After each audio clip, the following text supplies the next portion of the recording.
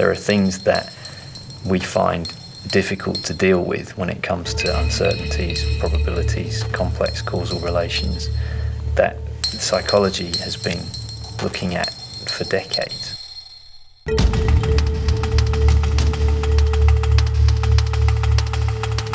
There are many aspects of the climate debate that make it a really kind of diabolical problem from the perspective of how we process information. And so the point of the paper is really to say, look, there's this literature out there, there's these different areas of psychology, and here is some food for thought, really, about issues you might want to think about when you're presenting your science. One of the key issues here is when people are asked to make their own judgment about whether or not the climate is changing. Often they substitute the word climate for weather. And so they think about the weather last week or the weather earlier in the year, and they maybe use that as a judgment, as the basis for their judgment, rather than the long-term scale that we should be looking at. If there is that misconception and that confusion, and that disconnect needs to be rectified. So recency is just a way of saying that things that have happened more recently are more likely to be retrieved from memory. For example, the very cold winter that they recently had in the Northern Hemisphere can create a bias in people's perceptions about whether or not the planet is warming. The media want to make for good TV or good radio by having people argue with each other, and therefore they want to sort of try and portray what they see as a balanced perspective. One person who's a quote-unquote believer and one person who's a quote-unquote denier, and we want to see them go at it. The problem from the perception of people trying to make their own judgments about what's happening is that there's then a bias in the sample of information that they're receiving. So if they see these debates where it seems, for all intents and purposes, that there's a 50-50 likelihood going on, then one possible outcome of that is that the person viewing it will think, well, if the experts can't make their own decision, then my guess is as good as theirs. It's the training. We're trained to put statements in terms of probabilities, likelihoods, and uncertainties. The problem is that type of language is then immediately jumped upon by people that want to challenge it and say, well, look, you don't even know.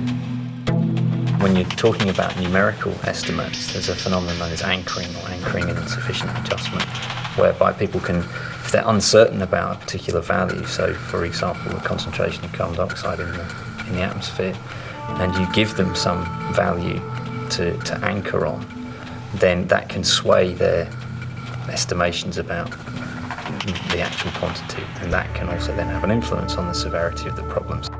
For example, if I said to you, do you think that the concentration of carbon dioxide in the atmosphere is greater than 100 ppmv?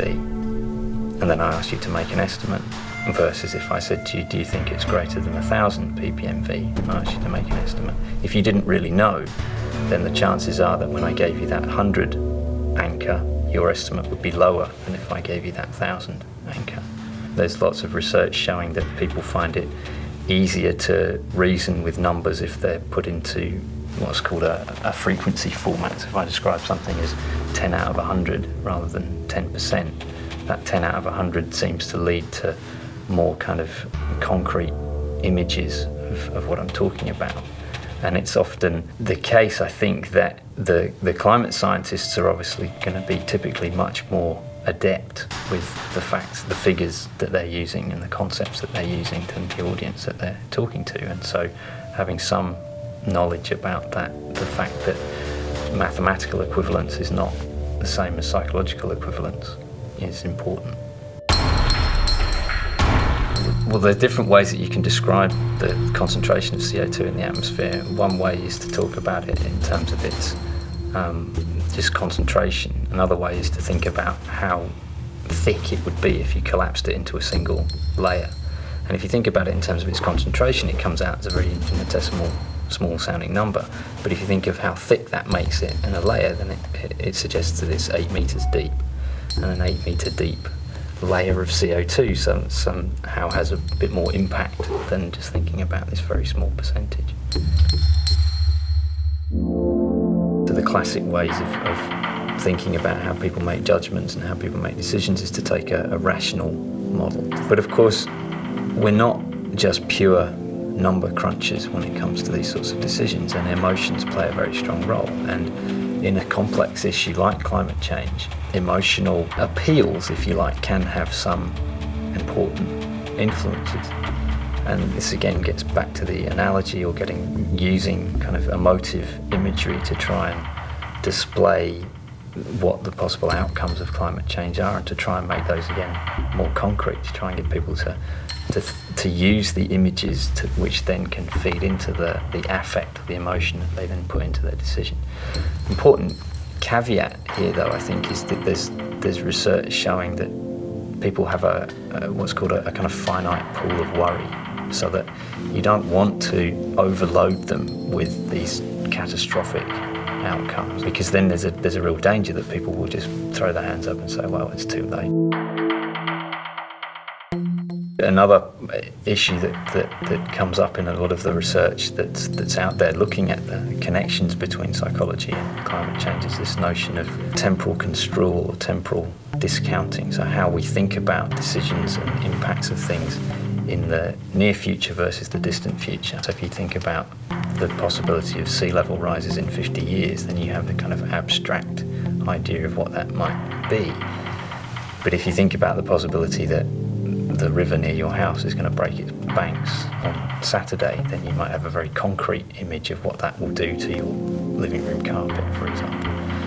And so this overcoming this tendency to discount the future is a key problem in communicating the science of climate change, because a lot of the impacts that are being talked about and a lot of the sort of targets that are being discussed are in terms of things in 50, 100 years' time. So tying things into more concrete outcomes or giving some kind of image that people can hang on to make those outcomes less abstract and more concrete is an important part of the job, I think.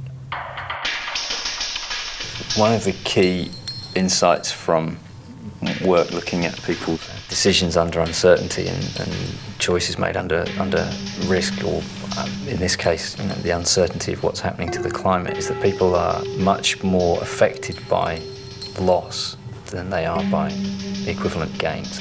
The pain associated with losing $500 is much more than the pleasure associated with receiving the same amount. One way to try and get across the importance of turning lights off and recycling is, rather than thinking about the incremental gains, is to emphasise that if you don't do these things, there are going to be some serious losses. I think the one that is perhaps beginning to get through to people is that their electricity bills are going to go up, and they're going to go up by a lot, and that's going to be a big loss, and that loss is going to be felt psychologically a lot more than the gain that you're getting in saving. There's a whole literature on whether you frame problems in terms of losses or whether you frame problems in terms of equivalent gains, and it shows that there's this loss aversion. People don't like losing money.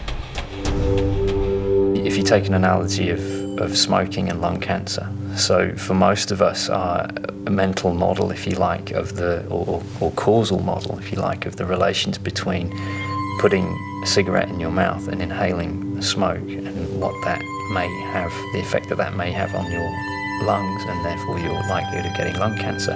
In terms of how well they're bolted together, we may not need to know the specific links at every point, but if you ask people to, if you like, sketch out on a bit of paper, well, how does putting a cigarette in your mouth, inhaling smoke, lead to cancer? Then they could at least draw the appropriate arrows between the links, if you like. If you do the same thing for climate change, I'm not as confident that people will be able to understand how lots of different things contribute to the amount of carbon dioxide in the atmosphere. I think it is important to try and not bolt the whole thing together in the way that eminent climate scientists would be able to draw such a diagram, but at least get some basic understanding of how our emissions are going up, what we need to do to reduce them, and how we can try to increase our chances that the globe is not going to warm to dangerous levels. One of the things we discuss in the paper is this term groupthink, which has become a kind of catch-all label really for defective decision-making that comes out of this dysfunctional groups. Now, the climate community is in no way guilty of groupthink, but the problem is that because of the way the debate is often portrayed in the media, I mean, the climate gate total non-scandal is a good example of the idea that they're not listening to anyone else, that they know the answers already and that they're not listening, and that's symptomatic of this groupthink idea. And so, although I'm not saying that the climate scientists are actually in that situation, the perception that they might be because of the way things are portrayed is a possibility, and the possibility is increased if people engage in the divisive kind of us and them, believers, deniers.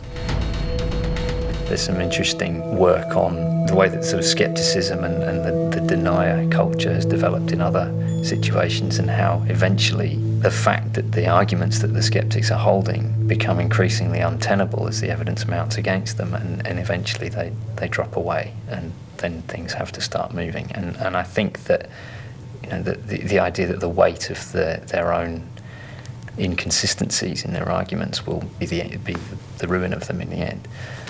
Whether it's going to happen quick enough is another question.